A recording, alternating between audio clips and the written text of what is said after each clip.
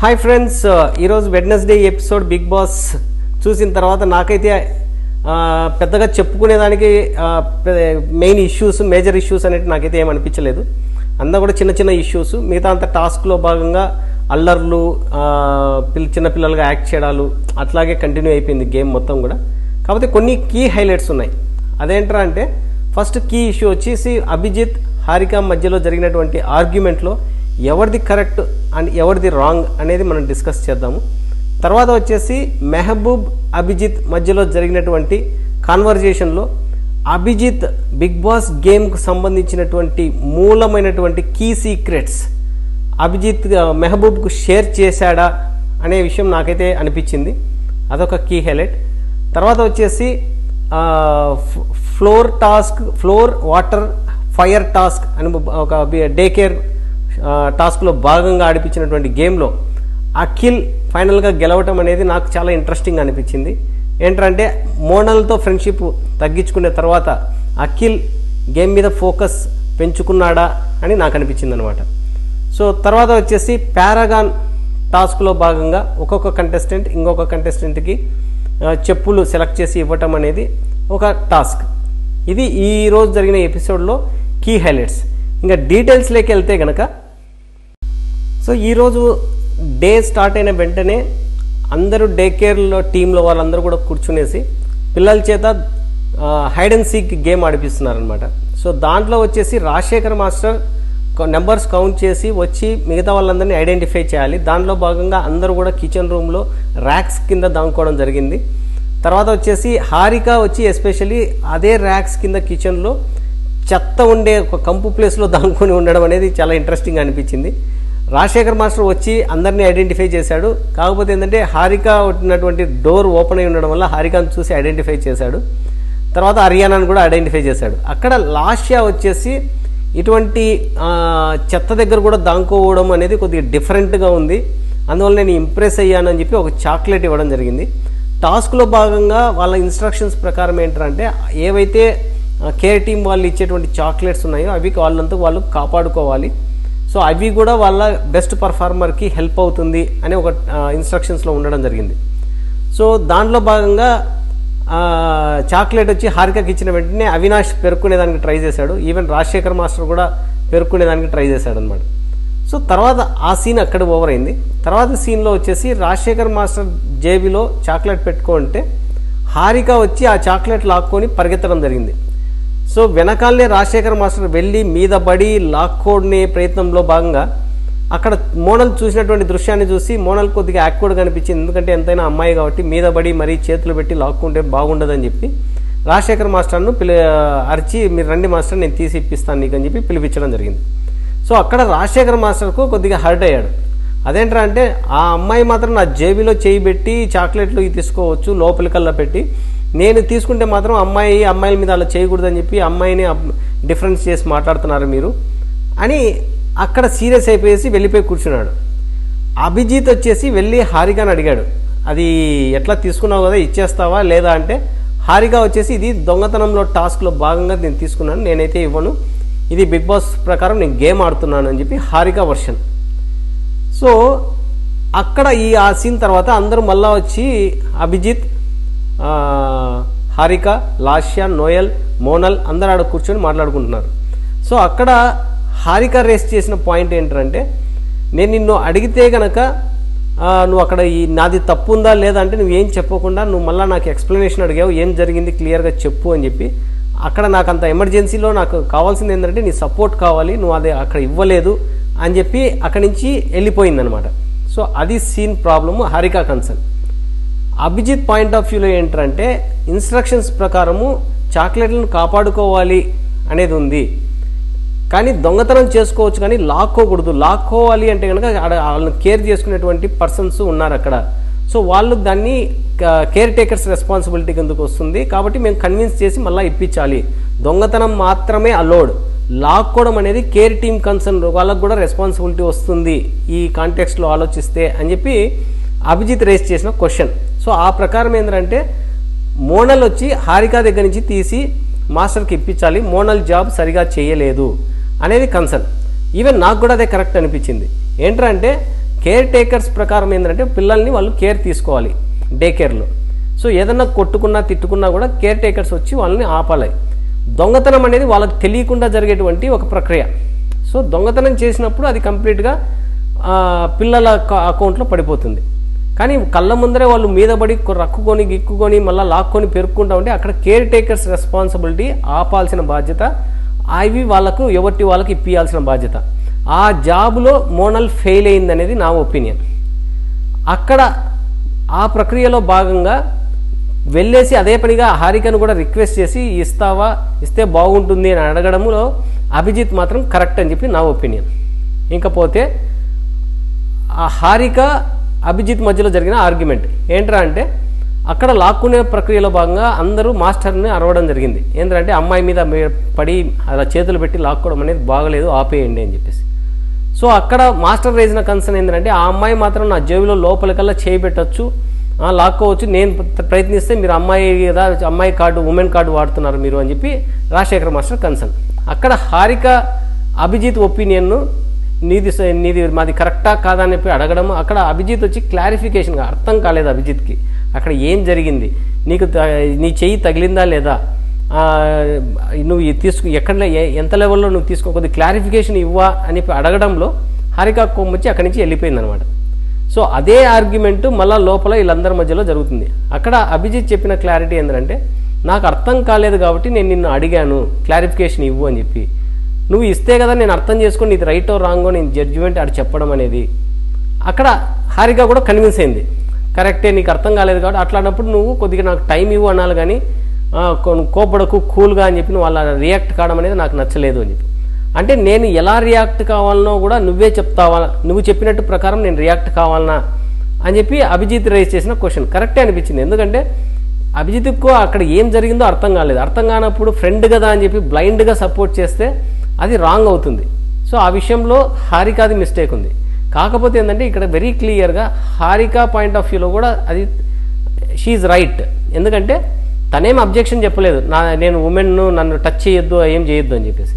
So తన ప్రకారం గేమ్లో టాస్క్గా భాగంగా ఆమె చాక్లెట్ తీసుకోవడం జరిగింది. మాస్టర్ తీసుకుంటుంటే కూడా తను కాపాడుకుంటుంది చాక్లెట్స్ని. సో ఇక్కడ ప్రాబ్లం ఎవరిది వచ్చిందంటే అక్కడ అబ్జెక్షన్ చెప్పిన వాళ్ళు మోనల్ గారు కానీ లాస్యా కానీ వాళ్ళు చెప్పిన అబ్జెక్షన్స్ ఉమెన్ కాబట్టి మీరు వాడకూడదు అని చెప్పేసి. సో అక్కడ వాళ్ళు రైట్ వాళ్ళ వర్షన్లో కూడా. ఓవరాల్గా ఏంటంటే కనుక చిన్న కమ్యూనికేషన్ గ్యాప్, ఆ క్విక్ మూమెంట్లో హారిక ఎక్స్పెక్ట్ చేసింది ఏంటంటే అభిజిత్ సపోర్ట్ ఇస్తాడు అని చెప్పి. కానీ అభిజిత్ ప్రకారం ఏంటంటే ఇష్యూ క్లారిఫికేషన్ లేకుండా నేను ఎలా రియాక్ట్ కావాలి అని చెప్పి అక్కడ హారిక కూడా సారీ చెప్పడం జరిగింది. ఈవెన్ అభిజిత్ కూడా దాన్ని యాక్సెప్ట్ చేయడం జరిగింది. ఇది వాళ్ళిద్దరి మధ్యలో జరిగిన ఆర్గ్యుమెంట్లో అభిజిత్ ఈస్ కరెక్ట్. ఓవరాల్ జడ్జిమెంట్లో హారిక పర్స్పెక్టివ్లో హారిక కూడా కరెక్ట్ అని నాకు అనిపించింది. అక్కడ మోనల్ లాస్యా వాళ్ళు చెప్పే మధ్యలో వాళ్ళు ఉమెన్ మీద అలా పడి మళ్ళీ లాక్కోకూడదని చెప్పిన దాంట్లో కూడా మోనల్ కూడా కరెక్ట్ అని నాకు అనిపించిన అభిప్రాయం. ఇక్కడ ఓవరాల్గా ఏంటంటే రాజశేఖర్ మాస్టర్ కొద్దిగా లిమిట్స్ పెట్టుకొని, ఎంతైనా అమ్మాయి కాబట్టి మరీ అలా మీద పడిపోయేసి లాక్కోవాల్సిన అంత అవసరం లేదేమో నాకు అనిపించింది. It just a task. Even Mehboob, Haryana కూడా క్లియర్గా మాస్టర్కి ఎక్స్ప్లెయిన్ చేయడం జరిగింది. మనం గుడ్డుగా ఉండాల్సిందే కానీ మరీ బ్యాడ్ అనిపించుకోకూడదు, మీరు అలా చేసి ఉండకూడదు మాస్టర్, అలా చేయొద్దండి అని చెప్పేసి. సో ఇది ఓవరాల్గా జరిగిన సీన్. సో తర్వాత వెళ్తే కనుక తర్వాత నెక్స్ట్ సీన్ వచ్చేసి అభిజిత్ మెహబూబ్ మధ్యలో జరిగినటువంటి ఒక ఇంట్రెస్టింగ్ కాన్వర్జేషన్. నాకైతే చాలా నచ్చింది ఈ కాన్వర్జేషన్. ఏంటంటే అభిజిత్ చెప్తున్నాడు, మొగాడంటే పులిలాగా ఉండాలిరా అంటారు. సో పులికి ఉండాల్సిన లక్షణాలు ఏంటంటే వెయిట్ చేయడము. ఏదైనా ఒక జింకను కానీ ఏదైనా జంతువును వేటాడేటప్పుడు పులి కానీ సింహం కానీ వెయిట్ చేస్తాయి కొన్ని అవర్స్, అంతే తప్ప వెంటనే పడిపోయేసి మీద పడిపోయేసి వెంటబడి అయ్యి చంపవు జంతువుల్ని. చీటా వచ్చేసి కొద్దిగా వెయిట్ చేస్తుంది, తర్వాత పరిగెడుతుంది. ఒక కొన్ని సమయం తర్వాత దాని బాడీ టెంపరేచర్ హీట్ ఎక్కువైపోయేసి పరిగెత్తడం అనేది తగ్గిపోతుంది హార్ట్ బీట్ కౌంటింగ్ ప్రకారం. So చీటా might successful, might not successful. కానీ పులి సింహం విషయంలో వచ్చేటప్పటికి ఎదురు చూసి కాపు కాసి కొడతాయి అన్నమాట. సో ఈ గేమ్లో భాగంగా నాకు మోనాల్తో జరిగినటువంటి ఎక్స్పీరియన్స్తో నాకు అనిపించింది ఈ బిగ్ బాస్ గేమ్ ఏంటంటే పేషెన్స్గా ఉండడం. Patience is the Bigg Boss secret energy, ఈ బిగ్ బాస్ గేమ్లో ఉన్నటువంటి సీక్రెట్ ఎనర్జీ ఏంటంటే పేషెన్స్గా ఉండడం, వెయిట్ చేస్తూ ఉండడం, అంతే తప్ప ఏదైనా ఒక ఇష్యూ ట్రిగ్గర్ అయింది కదా అని చెప్పేసి కమాండ్ రా చూసుకున్నాం బయటికి పోయి తెలుసుకున్నాం అని చెప్పి ఆవేశంగా ఊగిపోతే మాత్రం రిజల్ట్ ఉండదు. వెయిట్ చేస్తే అవతల వాళ్ళ క్వశ్చన్స్ ఏంటి, వాళ్ళ కన్సెంట్ ఏంటి అని క్లారిటీ వస్తుంది. దెన్ యూ కెన్ ఆన్సర్ అనే ఒక కీ ఫ్యాక్టర్ను మెహబూబ్కు షేర్ చేయడం అనిపించింది. సో ఇది కూడా ఇది నాట్ ఓన్లీ బిగ్ బాస్ ప్రకారం, ఇది అవుట్ సైడ్ లైఫ్లో కూడా ఇది ఒక మారల్ స్టోరీ, ఇది చాలా ఇన్స్పిరేటివ్గా ఉంటుంది. అలాంటిది విన్నప్పుడు నాకైతే చాలా ఇంట్రెస్టింగ్ అనిపించింది. ఒక 10 మందికి చెప్పవలసినటువంటి స్టోరీస్ ఇలాంటివి.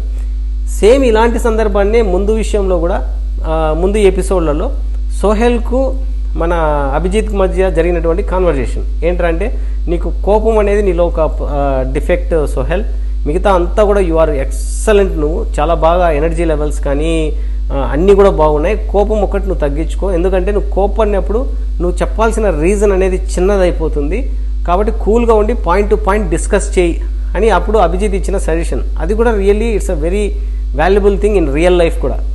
తర్వాత సోహెల్ గేమ్ను చాలా వరకు చేంజ్ చేసుకున్నాడు, కోపాన్ని చాలా వరకు తగ్గించేసుకున్నాడు.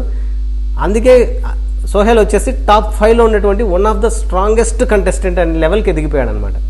సో అలాంటి కీ ఫ్యాక్టర్ మెహబూబ్కు షేర్ చేయడం అనేది నాకు రియల్లీ చాలా నచ్చిన విషయం.